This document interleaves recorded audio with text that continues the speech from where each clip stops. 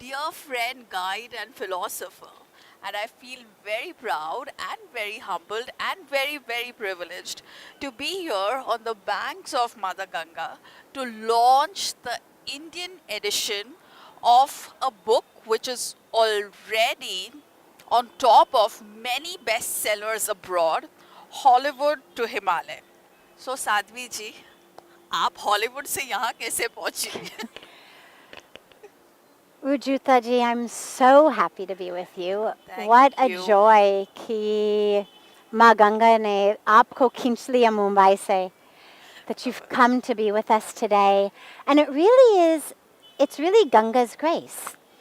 26 years ago, at the age of 25, I came to India with a backpack.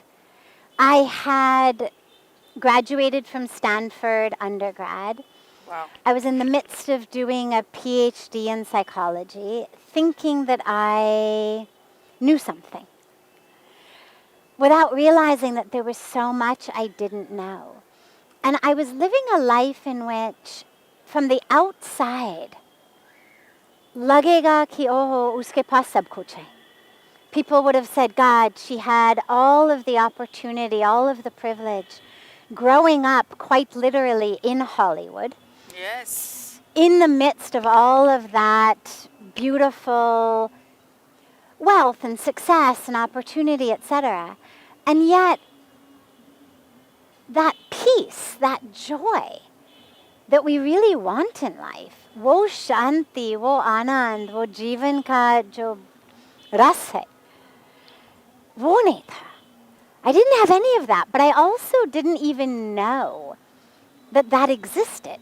Wow. मुझे लगा, the way we're taught in the West is, if you want to be happy and successful, you need to have a lot of money, have a good education, get a good degree, get a good job, make a lot of money, look nice, own the right clothes, look nice in the right clothes, और फिर आप खुश हो जाएंगे. Correct. But none of us were actually deeply happy. And in my life, I also had experienced a lot of challenge and difficulty and even trauma in the midst of the privilege and opportunity and blessings. And I really thought, that's who I am. I identified very much with, I am the victim of this, or the survivor of that, or the one struggling with this. And when I came to India, और वो भी मुझे India के बारे में कुछ भी मालूम नहीं था. Really? I didn't know anything about India except that I loved Indian food. I could have been your poster girl. Yeah, I'm still not. I was a strict vegetarian since the age of 15. And this one. I was a strict vegetarian from the age of 15. And I had seen how difficult it was traveling in Europe, even across the United States, as a strict vegetarian. When India was suggested as a place to travel, I said yes because I knew कि कम से come India में मैं आराम से खाना खा पाऊंगी, मैं खुशी से खाना खा पाऊंगी, कि इंडिया में मुझे 2 बार पूछना नहीं पड़ेगा कि अच्छा, is it really pure veg? Right. So मैंने हाँ किया था आने के लिए as just an adventure. I was an avid traveler. I loved traveling. And so thought, okay, yes, let's go to India, just on a semester off of my PhD program. Rishikesh was the very first place we came. I opened a 500-page Lonely Planet guidebook in Delhi. उसी समय 1996 की बात थी. कोई Google नहीं था. Right. Internet जैसे हम जानते हैं वो इंटरनेट भी नहीं था. Correct. तो एक Lonely Planet guidebook था अपने पास, जो मैंने दिल्ली में खोला और मैंने कहा कि Rishikesh. Just like that, Rishikesh. And we come to Rishikesh, and I stood actually right here on the banks of Ganga. मुझे परमार्थ के बारे में कुछ मालूम नहीं था.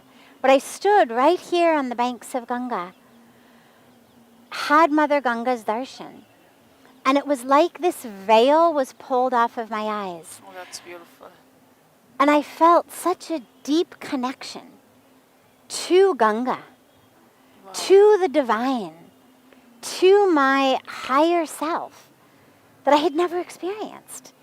At the age of 25, having struggled with, as I mentioned, I had been through abuse, I had been through abandonment, I had had an eating disorder, I had suffered from depression, I had been through so much amidst all of the great success and all of the opportunity that I thought managing my life, managing my food, managing my emotions, managing my schoolwork, managing my relationships, I thought, this is the best that life gets.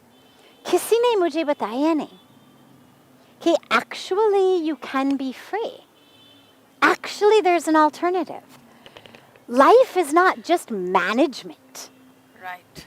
Life is divine bliss and joy, samadhi. But मुझे मालूम नहीं था. ऋषिकेश आए, गंगा के किनारे खड़े होके गंगा जी के दर्शन किया. And I knew that this is my home. ऐसे अनुभव हुआ कि मुझे यहाँ रहना है. And then it just became the most beautiful series of divine grace. As I walked through Parmarth Nikatan one day, we were staying in a hotel. Wow. I found Parmarth Nikatan because it was a very beautiful, clean pathway from the hotel to the banks of Ganga, right? So everything else, the alley is not so clean. Right. Or America se aate hue, you know. Right, of course, yeah. But Parmarth Nikatan was so clean and so beautiful. I started using it as just a pathway from the hotel to the banks of Ganga. एक दिन मैं जा रही थी आश्रम के through, और एक आवाज सुना. And the voice said, you must stay here. Really? मैं मुड़ के देखा, who spoke? There was no one. I thought, okay, I imagined it. Clearly, if there was no person, there must have not been a voice. Right. फिर 30 second के बाद दोबारा सुना, you must stay here. फिर मैं मुड़ के देखा, no one. I was a scientist. I was an academic. I was getting a PhD in pediatric neuropsychology. Wow. I was not a mystic. I was not a religious person who heard voices. So I thought, chalo, there must not be a voice because there's no person. Correct. And I was just about to ignore it again. When my own voice inside me said, listen to this voice. Listen to it. So I walked into the office and I said, I want to stay. Really? Just like that. Just off the street, I want to stay. Lambi kahani. But at the end of the day, finally, I had Puja Swamiji's darshan, Puja Swami Chidanand Saraswati Ji Maharaj, the president and spiritual head of the ashram. And when I had his darshan, I realized this is why I'm meant to stay. That it's here, unki charan mein, learning from him, doing seva. That this is where I'm supposed to be. And of course, my parents and everybody thought I had gone completely crazy. Of course, yeah. Brainwashed, joined a cult, something or other. Right, right. And yet, I knew this is the truth. This is where I'm meant to be. The joy and the peace, the meaning in life that I found was so powerful. And then at Kani Orti, just say I realized I'm really supposed to stay. तो पूज्य स्वामी जी का दर्शन करने के बाद first time, मैं बाहर जा रही थी to go back to the hotel. Just to pack up bags and come, but to go. Correct, yeah. I get to the hand pump in the middle of the ashram, and my feet freeze, as though I had stepped in crazy glue. I could not pick my feet up off the ground. Wow. Pehle maine socha कि I've got some horrible disease, tetanus, polio, something. Then I thought, chalo, maybe my legs just fell asleep. मैं नीचे बैठ रही थी ज़मीन पे पूज्य स्वामी जी के साथ. वो आदत नहीं है. Right. But no pain, no tingles, no nothing. But I couldn't leave. A few moments later, and you've got to imagine, by the way, me, so 25-year-old white American girl standing in the middle of the ashram, flailing her arms like I'm an airplane and I'm about to take off, trying to move. But my legs wouldn't move. Finally, these kids come running down the main pathway. They're playing tag or something. They come running down. And instinctively, my piche har gaye. And then I thought, oh, I'm free. But I still couldn't walk forward. Oh. And finally I realized I could only move back in the direction of Pujya Swamiji's area. And I couldn't actually move in the direction out of the ashram. To ab socho. People talk about the touch of God. And I always say, for me, the touch was like being hit over the head with a baseball bat. That maybe usse pehle there had been some gentle touch. Jo maine mahsoos nahi kiya. So God had to come down and actually, touch me very hard. Ki tum yahi ruk jao. Yahi tumhare dharm hai. And wo 26 saal pehle ki baat thi. I've been here now 26 years. Oh, that's amazing. And it's been such an incredible experience. And when he made me let go of the anger, of the pain that I had felt and was still experiencing from the trauma that I had gone through in my life, he made me come and stand in the waters of Mother Ganga. And he said, give it to Ganga. All of your pain, all of your anger, just give it to Ganga. Maine socha, I was a psychology PhD student, कि उसका कोई process है, therapy, counseling, ye wo, कि you don't just give it to a river. Right.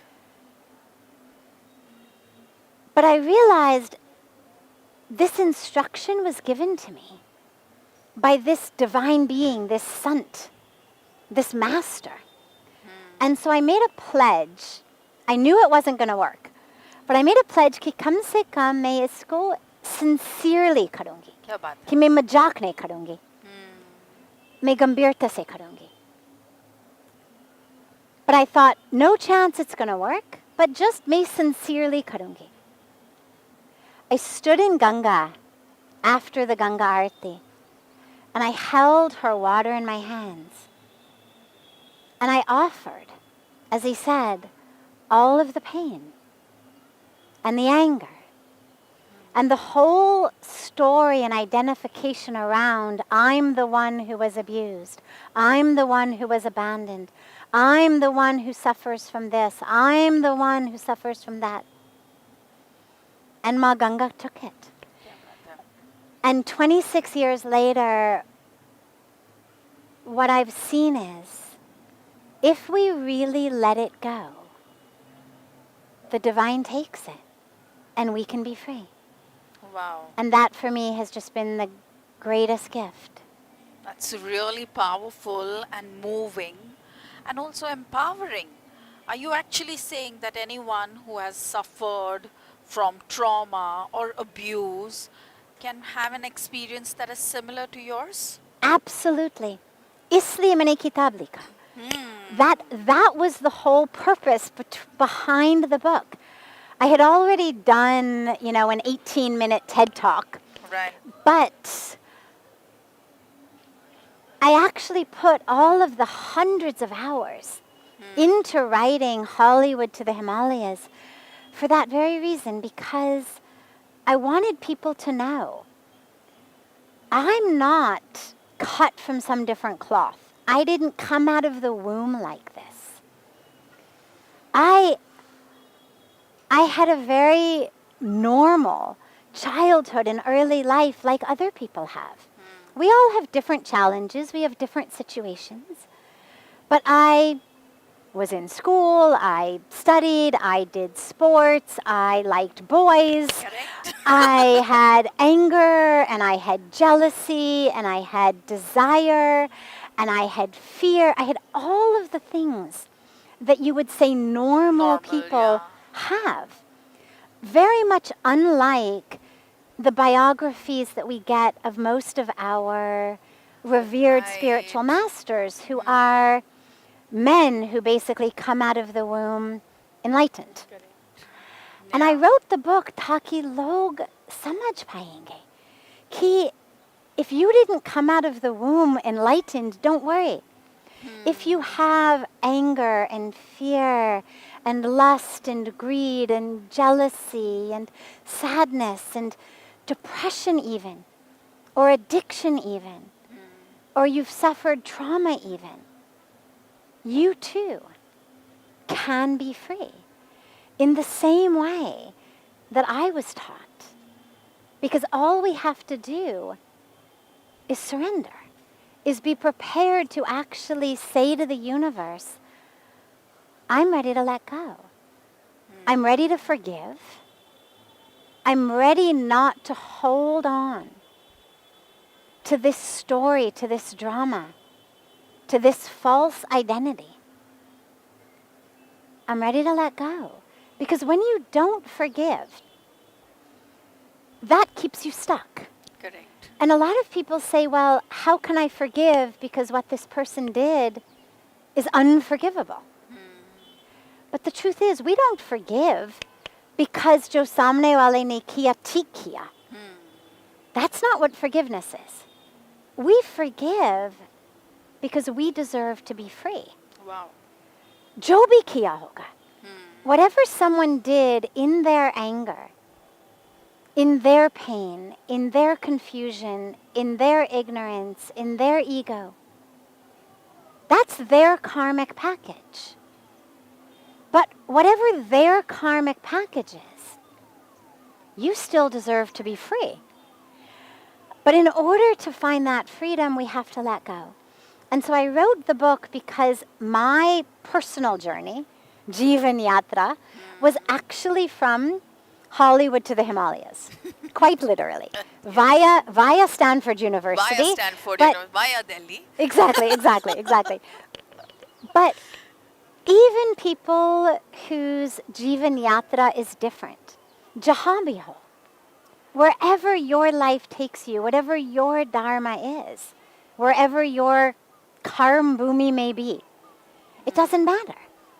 Because it's not the physical location, it's the mindset. And that Hollywood to Himalayan mindset shift is really what's most important. And that's something everyone can do. Oh, this is great. The Hollywood mindset says you are your body. Its size, its shape, its color, its age, its weight, exactly. All of that, you are its career, Correct. its bank account, its relationships, Yeah. its whole story, its history. You are that. Correct. The Himalayan way, because of course, in that way of thinking, we suffer. Right. I'm never quite beautiful enough, successful enough, rich enough, popular enough, all of enough. these thin enough, exactly. Never quite any of those things enough. And so we suffer. Right. But the Himalayan way of thinking says you have a body, but you're not the body. You are the soul. You are spirit. You are divinity. You are consciousness. You are love. You are truth. And so that way of thinking actually is an end to the suffering. And that mindset shift from the Hollywood way of thinking to the Himalayan way of thinking is something that everyone can do, That's wherever great. they are. It's not about your religion. It's not about your place of living. It's not about whether you're a sannyasi or a householder. It doesn't matter. It's just a matter of shifting your mind from I am this physical body, what has happened to it, what it does, what it earns, what it looks like, its place in society, to I am soul, I am spirit, I am divinity. Means I am born, I am full, I'm whole, I'm complete, I am divine. And then the body becomes just a beautiful vehicle, sharir dak mandir hai. Correct. Then it becomes just a beautiful way to experience creation, to see Mother Ganga, to listen to chanting, to touch the arms of a loved one. But it's no longer something I identify as. Wow. That's nice. So I really find it very interesting that you're saying it's a Himalayan mindset. Now you had to come to Mother Ganga and you have had the blessing to experience this. What about people who cannot come to Mother Ganga to experience this? How do they experience the mind shift? How do they experience the Himalayan mindset? Beautiful. You know, Puja Swamiji always says, ऐसे नहीं है कि जहाँ हिमालय है वहाँ शांति है लेकिन जहाँ शांति है वहाँ हिमालय है. क्या बात है. So this is Amazing. what Puja Swamiji always says. So wherever you are, obviously, अगर आप आ सकेंगे, come to Parmarth Nikatan. The doors are always open. Our hearts are open to welcome you and your family. But don't worry if you can't. Those Himalayas are in our mind, in our heart. If you can, wherever you are, find a body of water, a river, a lake, an ocean, a stream, और अगर कुछ भी नहीं है, your shower, your bathtub, a tree, and the earth beneath the tree.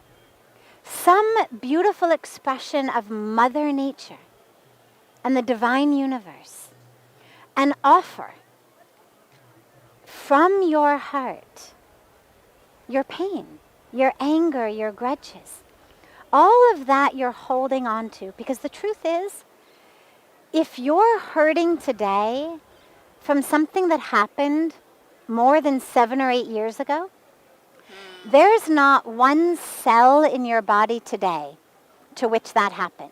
Oh. And that's the amazing thing. Every single cell of our body keeps regenerating. The skin cells regenerate every few days. The inner organs take 6, 7, 8 years. But within 7, 8 years, every cell of the body has regenerated. So if I say, I was abused, well, who was abused? Right. Show me that body. Show me the part that was abused. Haini, it no longer exists. Show me the you who was lied to, who was cheated, who was betrayed, who was harmed, who was left behind. If it happened more than that many years ago, which for most of us it did, we carry yes, these childhood absolutely. traumas Yeah, for yeah. our lives. That is no longer with you, but we carry it in our minds. That's why Shastra mein kehte hain, Man eva manushyanam karanam bandha mokshayo. The mind is the key to your bondage or your freedom. Wow. And so if our mind is holding on to this identity, to this pain, to these grudges, I'm going to carry something that ended decades ago into my life today. Right. I'm going to suffer today because of something that happened years ago. But it's only my own mind that's making it happen. So wherever you are, take that anger, take the grudges, take the pain, and offer them. You know, wherever we invoke the name of Mother Ganga, she's there. So wherever you are, in whatever body of water, just say, Jai Ma Gange, Wow. Jai Ma Gange, Jai and Ma. offer it. Jai Ma Gange.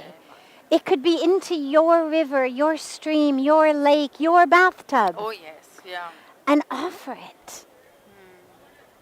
And really be prepared to let go and to forgive. And you can be free. And I've seen it in my life. I've seen it in the lives of so many people. And you'll see, because also, obviously, in the book, it's not just about that. That's the beginning part. It's also about the whole 25 years that I've lived in India since that happened. And all of the beautiful experiences of being initiated, taking mantra, learning a mantra, learning all about our beautiful heritage and culture, taking vows of sannyas. What's it like to become celibate suddenly? Right? When that was never part of your Correct. mindset. What is Yeah. it like to be a 29-year-old American woman and take vows of celibacy, which is how old I was when I took sannyas? Wow. And what's it like to be a disciple? What's it like to have a guru? What's it like to be a woman Yes. in a man's world? Oh, Which yes. is true not only in the world of religion, but it's true in the world of business. It's true in so many worlds. And that same mindset from Hollywood to Himalayan, that same shift in mind from thinking I am a body to realizing I am consciousness and love and soul and spirit is what has guided me through all of the other challenges of these 26 years and also of all of the ecstasy. So it's also all about our spiritual pilgrimages, the yatras, to Kailash Mansarovar. What that's like. Up to Gomukh, bathing in Ganga in Gomukh, being in the Kumbh Mela. So it's, you could say it's the agony and the ecstasy of a spiritual life. Wow, that is beautiful. That's beautiful. I want to ask you two quick questions, okay? One is you said that you offered your pain and everything with gambhirta, with seriousness, like it's going to work. My first question is how do we make that happen in our life? How do we bring that gambhirta in our life and believe that this is going to work and know that we are not hallucinating? And number two is which is the favorite part of your book? Do you have a favorite part in this book? So first of all, in terms of generating that sincerity, it really is about us being prepared to let go. Because the truth is, we hang on to our stories because they give us a really good excuse. I have an excuse for not living in joy, living in peace, living in freedom. If I can say, well, I was abused, I was betrayed, I was lied to, I was harmed, I was abandoned. It's a great excuse, ready-made excuse. Right. If I'm going to really let it go, I need to be prepared to actually be free. Meaning to stop using my excuses as a crutch. So that gambhirta can only come if I actually am prepared to no longer use that story as a crutch in my own life. To no longer live in that drama. And to really say to God, like, I've seen it. I know what it's like living in my drama. Right. I'm ready. I'm ready to try to let go of this drama so that I can actually experience real joy, Because the more we hold on, the stucker we are. Correct. And we can never actually experience real joy and peace. So we have to let go. You realize you have no other option. And in terms of the favorite part of the book, you know, it's so hard.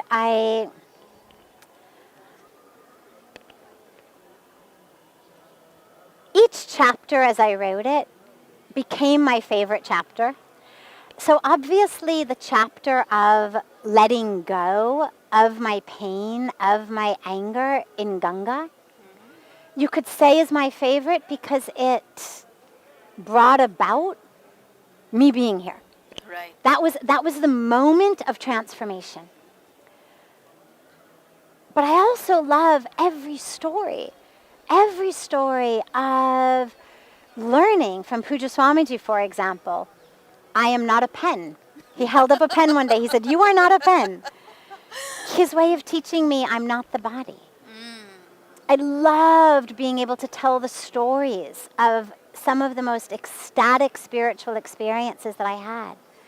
I loved being able to tell stories of the Kumbh Mela, of Kailash Mansarovar Yatra, of Gomukh Yatra, of that ecstasy. And honestly, I loved being able to share the real, raw, vulnerable, open, honest struggles with celibacy, with being a disciple, with desire, with being a woman. Correct. With all of that, because I know that all of you are struggling with, if not all of that, at least some of that. And I loved being able to share with people that there actually is a way out. And I found it. Not because I'm somehow specially blessed or cut from a different cloth. But I think I was given it so that I could share it with you. Oh, beautiful. And it's been such a blessing to be able to share Hollywood to the Himalayas with everyone. Yes. And to see people really find their own healing and transformation. Oh, that's great. That is great. Now I think as the last thing, I'm going to ask you to sign this. Of course, of course. Do you have a pen? Oh, Somebody will have a pen. no. Sure, pen है अपने पास? Pen कोई बात नहीं हम लोग बाद में sign कर लेंगे you know? कोई बात नहीं. हाँ, wonderful. Yes. ताकि ऑफिशियल लॉन्च हमारा Done, कंप्लीट हो जाए. done. Official launch. Yes. Where all can we buy this? You can buy it on Amazon. You can buy it on any of the online places, and you can also buy it in bookstores across the country. And if your favorite bookstore does not have it, just tell them to order it. Yes. It's been published by Jaico, and they've done a beautiful, beautiful, beautiful job. Yes. And you've written it with all your heart. Yes, yes. Open heart. Yes. I think it was also my voice which was saying just stay back because I want you to be in my life. I want to be sitting like this with you on the banks of Mother Ganga. I want to be here when your book gets launched. It's been such a joy to be with you here today. And I look so forward to connecting with all of our online community. Oh, yes.